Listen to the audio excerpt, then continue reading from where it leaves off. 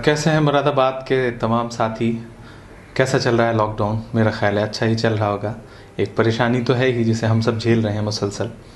इस बीच डॉक्टर निज़ामुद्दीन साहब की शहादत की ख़बर मिली। कोरोना की जंग लड़ते लड़ते वो शहीद हो गए और उनके सुपुर्द खाक करते वक्त की जो तस्वीरें हैं, जो वीडियोज़ हैं, वो बहुत दिल दुखाने वाली हैं, रुलाने वाली हैं।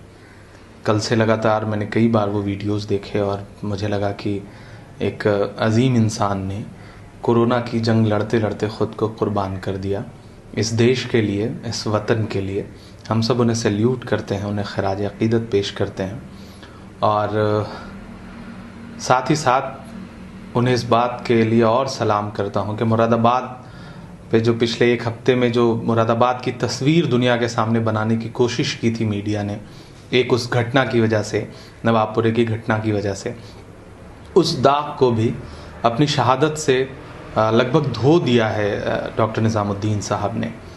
और मैं मुरादाबाद की आवाम का भी बहुत शुक्रिया अदा करूँगा कि हम सब ने जो अपीलें करी कि प्रशासन को सहयोग करिए, क्वारंटाइन सेंटर जाने में इतना घबराइए मत, सहयोग करिए, तो लोगों ने एक कदम और आगे बढ़ कर के प्रशासन पर फूल बरसाए, एम्बुलेंस तक पे फूल बरसाए आपने।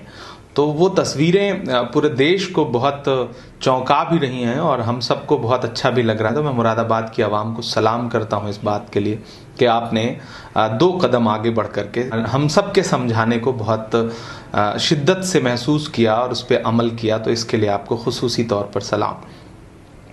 एक ख़बर और मिली आज के नात के बड़े मशहूर शायर हैरत मुरादाबादी साहब का आज इंतकाल हुआ। वो उम्र हो चली थी उनकी, तो हम उन्हें भी खराज अक़ीदत पेश करते हैं।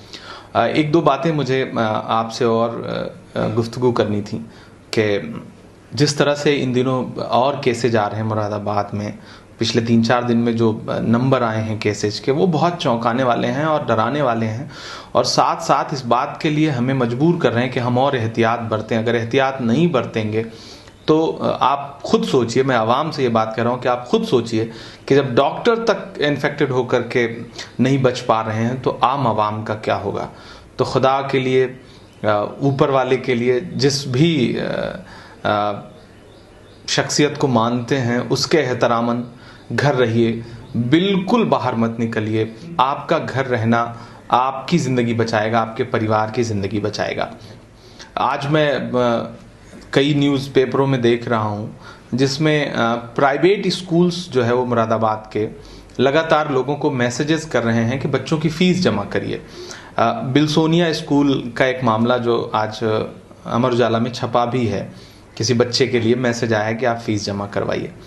तो मैं प्रशासन से ख़ास तौर से गुजारिश करना चाहता हूँ कि प्राइवेट स्कूल्स की फ़ीस जो है वो इतनी ज़्यादा है और जब लॉकडाउन है, कोई पढ़ाई भी नहीं हो पा रही है और लोग कमा भी नहीं पा रहे हैं, लोग घरों में कैद हैं, लोगों के घरों में खाने के लाले पड़े हुए हैं, ख़ास तौर से मिडिल क्लास फैमिलीज़, सारे मजहबों के लोग अपने बच्चों की फ़ीस कहाँ से दे पाएंगे। पूरे हिंदुस्तान में कई जगहों पे ऐसे उदाहरण आए हैं कि 3 महीने की स्कूल की फ़ीस माफ़ कर दी है हुकूमतों ने। तो मेरी प्रशासन से गुजारिश है कि कम से कम 3 महीने की फ़ीस प्राइवेट स्कूल की प्रशासन जो है वो माफ़ करवाए, ताकि किसी भी आम आदमी को, किसी भी मध्यम वर्गीय परिवार को 3 महीने की फ़ीस अपने बच्चे की ना देनी पड़े, क्योंकि खाना जुटाना मुश्किल है तो फ़ीस कैसे दे सकता है। तो मेरी डीएम साहब से ख़ास तौर से गुजारिश है कि प्राइवेट स्कूल की फ़ीस माफ़ करवाने की कोशिश करें। अगर आप ये पहल करेंगे तो मुरादाबाद की आवाम पर आपका बहुत बड़ा एहसान होगा। एक गुजारिश और कि 3-4 दिन बाद रमज़ान शुरू हो रहा है, लॉकडाउन का सब पालन भी कर रहे हैं। लॉकडाउन की जो टाइमिंग है उसके लिए मेरी गुजारिश ये थी कि शाम में 6 बजे से 8 बजे तक लॉकडाउन में थोड़ी सी छूट दी जाए, ताकि लोग अफ्तारी के लिए सामान जुटा सकें। और बेकरी की जो दुकानें हैं, गुजारिश है कि उनको खुलने की परमिशन दी जाए ताकि बेकरी के सामान बन सकें और सहरी और अफ्तारी में लोगों को मदद मिल सके। ये मेरी डीएम साहब से गुजारिश थी। मैं खुद बहुत छटपटा रहा हूँ आपके बीच में आने के लिए। पिछले साल मुझे याद है कि हम सब साथ थे, यही वक्त था, इलेक्शंस चल रहे थे और मैं आपके बीच में था, लेकिन अनफॉर्चुनेटली आज हम सब घरों में कैद हैं, हम आ नहीं सकते हैं। लेकिन मैं आपके साथ हूँ, लम्हा लम्हा पल पल आपकी ख़बरें ले रहा हूँ, आपके बारे में सोशल मीडिया पे अपडेट कर रहा हूँ और आपसे जुड़ा हुआ हूँ। मैं जैसे ही लॉकडाउन ख़त्म होगा सीधे मुरादाबाद आऊँगा और आपसे मुलाकात करूँगा, आपके बीच में रहूँगा।